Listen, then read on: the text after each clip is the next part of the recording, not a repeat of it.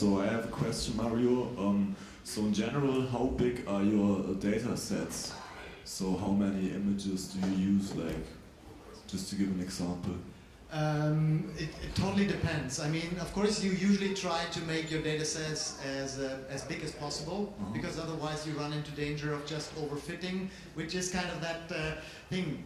You don't try to replicate the data set, right? You try to just use it as almost like an inspiration, or you try to... So the worst thing that would happen to me if like something comes out and that is exactly kind of looking like the input. So my data sets vary between 400 and 50,000 images. I mean, typically I train with a few thousand, but it's really also the whole way how you select your data, how you prepare your data is also a process that you learn over time. In some sense, you learn, it's definitely doesn't work like you throw your data in this folder and it learns automatically. It's the way the data is structured, whatever you're training on. Let's say you train on faces, kind of scale has a lot of, like the models have a certain capacity to learn. And if you can also overwhelm models at sometimes, that you try to have them to learn too much. So it's really, if you use these models in an artistic way, sometimes it's even better to use less data than more, because it's more controllable. But let's say typically, to get back to your question, maybe 5,000 is so it's like a typical amount of data that I'm using. Cool. Another question to Mario. So we saw basically that your resolution at this point is so high that you break beamers. That will be my lesson, so I should go back to the 2000 and what was it, 2015 look. Right. So, I mean, other people are, I guess some people have trouble scaling to this kind of resolutions and scaling models up this high. How much time and effort do you spend in tuning models as compared to collecting data? Like, what's the biggest, proportionally put, biggest part of your work? Well, in some sense, it's just like neural networks learn, that they learn everything at the same time. For me, it's also the same thing, that both go hand in hand. But in some sense, I have been trying to get this process better over the past 3 years. So most of the time I constantly change things and try. That's the problem. You have to train a model, and then you have to wait until you get new results, and then maybe I'm getting weird artifacts, or it just doesn't get certain details. So then you have to figure out, okay, do I have to make a change in the architecture? Do I have to just change some hyperparameters? Do I have to change my training data? So it's really hard to say, like there's no 20, 30, 50 division or something like that. So, but yes, I guess 50% of the time I try to tweak the models, like try to find new architectures or little tricks to get things better. And well, the other 50% of the time I play around. No, I guess so. Yeah. Do you publish code as well? No. No. That's the other thing, right? That's the tricky part. And it's also, of course, a conflict to say, like, I'm using open source models, which, like, when the scientists have shared their models, but I do not share my little tricks, because then everybody could do it. And in this case, I share ideas, but I do not share the model, because the model is something, is me, and then like parts of me is in that model. And if I give that out, then everybody could be me. And I'd rather give out kind of the idea how you can get there, but people have to find their own way to do this. And of course it's it's a bit unfair, but yeah, I mean, I don't spend 2 years on getting the resolution up, so some French collective comes and sells it for a lot of money. So because that's kind of how this works, right? So somebody else trained a model, was a bit naive, put it on GitHub, they forked it, and were just a little bit better in marketing. So. Yeah. Franziska, do you think this particular piece is something that we'll see in exhibitions? Like, is it worth exhibiting just because it marked this point in history, in art history, I guess? The piece that you also showed at the beginning of your presentation. Yeah, exactly. Because, I mean, there's been lots of controversy, right, as to the originality of the piece. I think it came out a bit as a hint in my small introduction. It's not something that I'm interested in from a point of view of an artistic achievement. I'm more interested as a particular phenomenon within the market's art system produces currently. Right. So I think you also said that earlier. You do find it an interesting glitch in history, or something that happened that's interesting, but not for the. No, within the commercial system, it shows us it's like a seismograph of what people are ready to accept as a peculiar aesthetic without having the knowledge. Like myself, I'm not coming from a scientific or computational background. Neither am I particularly interested to gain that kind of insight like you would have. Because that's not what I'm looking for when I'm researching art, and in contemporary art, I'm active as a curator. So my interest would be rather, let's investigate the new tools with which current artists and in the broader sense, a whole generation is producing art, and let's find out together which are the topics that might make sense as a collective to us in terms of a cultural achievement, evolution, change. Because without the historic and the time distance, when you are part of the time yourself, it's very hard to identify which will be the relevant topics of the future. So therefore, when we are curating very current art phenomena, we are ready to accept that some things might disappear, some other things might outdate in a short term, and others will stay defining a specific time in history, which was the current moment. From a tools perspective, I guess, Mario, you also mentioned you'd love to be able to build this animated piece that you showed. Is that a limitation that you see currently, or what are the limitations? What would you wish machine learning, or I guess generally, what would you wish there was for you to perhaps make this come into life differently, not just in 2D, or what are capabilities you think are lacking? Actually, so for me right now, the question is more like, what is the native form of AI-generated art, right? Because in some sense, it is first just digital. So is a print actually true to the nature of these generated images? I mean, so right now I'm going more for screens. So these things like want to make a sculpture, yes, that's kind of that thing where I get ideas from it. I can imagine ways of doing this, but ultimately I'm more interested in getting like the ground, like the underlying techniques better. Like, well, for me, the missing piece that is still totally absent is the element of storytelling, that the machines do not know what they're doing, right? They can even now produce some text snippets, but they have no idea about telling a compelling story. And I believe this is like one of the elements that is still missing for this next step.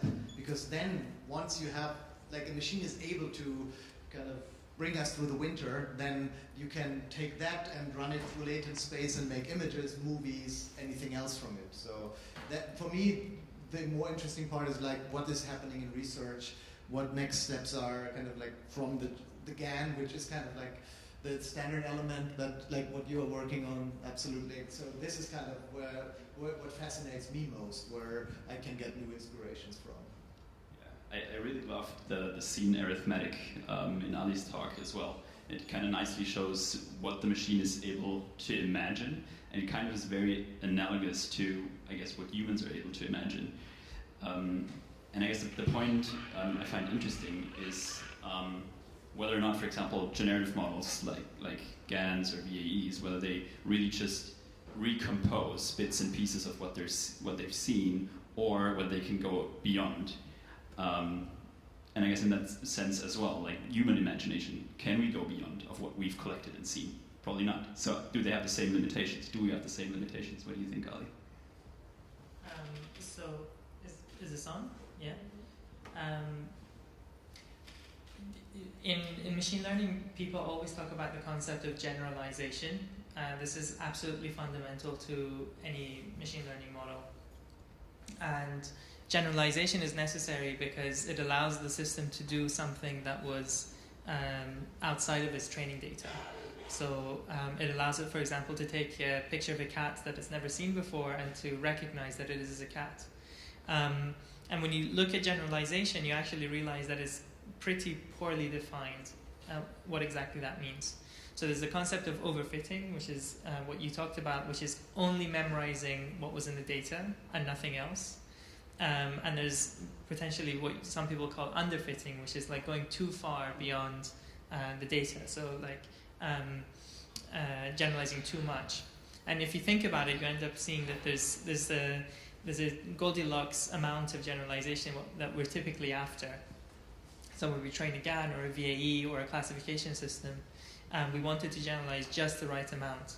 And often we can actually kind of fiddle with the model to, after training, to make it more or less kind of overfitting. So there's a temperature parameter that you can play with. Ultimately, I think my view is that it comes down to transmission of meaning.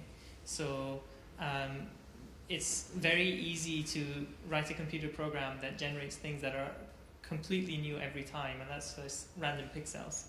But random pixels don't convey meaning of any kind. And again, finding an interesting space in between, real images and completely random images is effectively what everyone's playing with. So human characteristics like imagination and curiosity are obviously at the very foundation of art and what we're talking about. And so in your work, have you found that beyond those techniques, generating new scenes from different perspectives and things like that, are those representations basically useful for planning tasks? So are they a necessary condition to be intelligent? Is that entangled with imagination? Okay, so that's a really interesting question as well. So one of the paradigms within which people train AI systems is reinforcement learning. The idea is that a computer takes actions until it gets a reward, and it tries to take actions that give it high rewards and not to take actions that give it low rewards. In practice, though, it can take many thousands or millions of actions before you encounter any reward at all. And it's a question around what should the system do if that is too time-consuming. So if you have to wait a year before you encounter a reward to change your model a little bit, then it's going to take you thousands of years before you learn anything at all. And one of the ideas that people have been playing around with recently is the idea of curiosity. So it says that in the absence of external rewards coming from the environment, perhaps it's a good idea in general to just do things that surprise you, or to do things that take you to places that you've never been before, or to do things that kind of excite you in ways that kind of activate all your neurons. And by you, I mean the agent. And people have found examples where this is actually beneficial. So there's a particular game that reinforcement learning techniques find very problematic, and these notions of creativity have been shown to be really kind of essential for that. There's another place that imagination plays a role, and that's in planning. So some actions are so-called irreversible actions, in that if you make the wrong decision, then you're never going to be able to recover from that. So imagine you're standing at the edge of a cliff and you have to decide whether the other edge of the cliff is close enough for you to jump or not. Now, in a standard reinforcement learning paradigm, you would try both, see which works, and then do the one that works better. But that's obviously not always possible. So there's a notion of trying things in your head or trying things in your imagination. And again, that's a place where this comes to play. Now, what becomes interesting again is thinking about this notion of generalization. You almost always rely on generalization, because you've probably never been in that exact same situation before. If you had, you would know what the answer is. You would know whether you've made it or not. So you're encountering that cliff for the first time. You want to know what the right thing to do is. You're going to use your imagination. But do you want your imagination to be creative, or do you want it to be right? So then you have really interesting questions there. Very cool. Yeah, please. There's issues that come to me naturally when I listen to you talking. There's one issue that is about trying to reproduce natural system of functioning, and therefore the need to deconstruct them, to reverse engineer them in order to understand them, to make a mechanism, a pattern, and therefore to reassemble them. And this is something that I do not completely trust as a method of producing novelty as a genuine result of experience and meaning. Another trigger word that I am not sure that I'm trusting so much is the issue of surprise. Because something that surprises me once will tend to not surprise me after 5, 10, 20 times, because the repetition of issues that I cannot connect to a structure of meaning, after very short time, as a human being, you get bored because you just can't make sense out of it. So the same mechanisms I find when I confront viewers with an X amount of current production of deep learning systems that I contextualize in art. They resemble somehow, although they are different by its concept, by its approach, but after a while people kind of like get the aesthetic, don't get the intentional underlying complexity that you are aware because you work with them, so they tend to disconnect. And another issue that you tapped on, Mario, in your talk, that you said it's the gravity that people capture of something that they want to try to make sense and that they are familiar with. In the best of the cases, with art historical images that they have gathered over their experience. And that is another issue that I am still not convinced by, because in art history, finally, you learn that art has been produced out of a specific moment, context, issue, experience, and Francis Bacon has produced that novel imagery, which was very disturbing in that time, after the experience of a Second World War, for example. So there was a specific issue that made sense for a collective, that he was capable as an individual to formulate in a certain aesthetics. A machine does not convey all this background knowledge, and therefore it is, for me, a banal simulation of a surface delight. It lacks the complexity of something that a human experience comes with. And another last, and then I'm finished, issue that for me I didn't resolve yet is that the technology-produced images, in the sense that we just learned over all the talks today, miss a lot of the other sensorial instrumentariums that we as humans come with. The cat, you always bring up the cat. Somehow the cat in artificial intelligence is always the creature that is pulled, maybe because it triggers so much cutie cute reaction. But a cat can be also experienced by just touching it, by hearing it, by listening it, by the associations you had throughout your life, living with this creature, and so on. So the production of imagery is only conveying a very retinal relation to the reality, which for me is, as a human being, is a bit of a poor interpretation of the world. Thanks. Yeah, you brought up very many aspects. You guys want to respond? Yeah, I guess I can start. The question about deconstructing intelligence in order to reconstruct it and understand it, I think it's actually a very astute observation. So there's no clear consensus that this approach is going to work.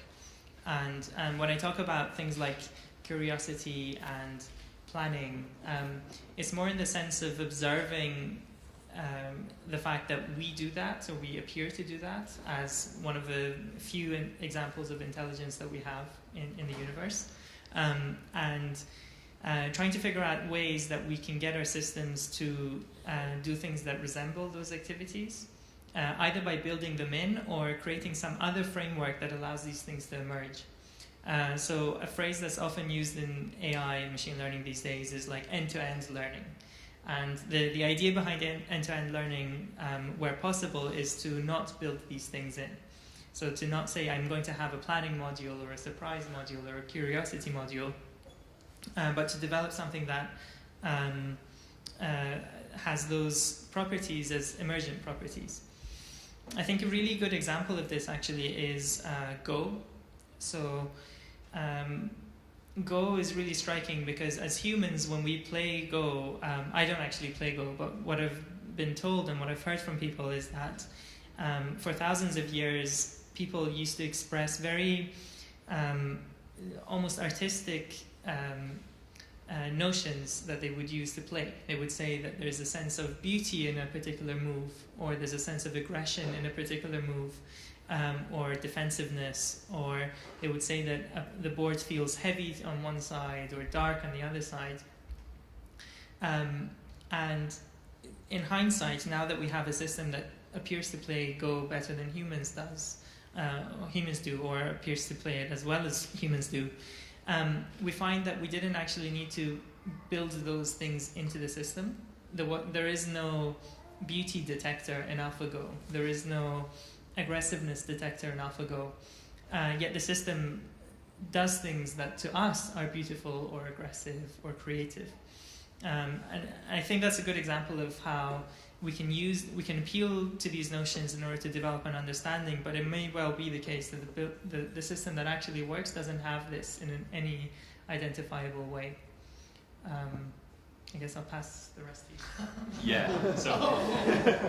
So unfortunately we're really running late, but I would like to give Mario the chance to weigh in, and then I'm afraid we'll have to close. Well, I think I can't weigh on all of these. Just maybe on the part where you say the images are too kind of like it's too much just on the surface. On the other hand, like the way I perceive it now is, of course, we live in this time when we probably consume 95% of our visual input through mobile devices or some kind of screens nowadays. So kind of reality pretty much just comes through pixel images. And of course, you go to a museum, you see it in reality, but most information you gather about the world is through this. And so in that sense, I see AI perfectly capable of emulating this or trying to get into, like, in the end, what's the difference between an image that is real or one that is being generated if it scrolls by on your screen and you believe this one just as well as the other one? So the emotions that you might get might be identical, just even though you don't know the context. I mean, we might not be there yet, but in the end, I guess that's how it will be. So you plead for perceiving reality mainly through a screen? No, that's for me the reality now. I think that's how most of us now live. It's like, I mean, it might be nicer if we wouldn't, and on the other hand, because we mostly consume the world through devices, people also like to go then in the real world again. But I guess most information we collect now is through screens and not anymore. I don't fully agree, but it's yeah. Maybe that's my filter bubble then. Of course, everybody has their own. But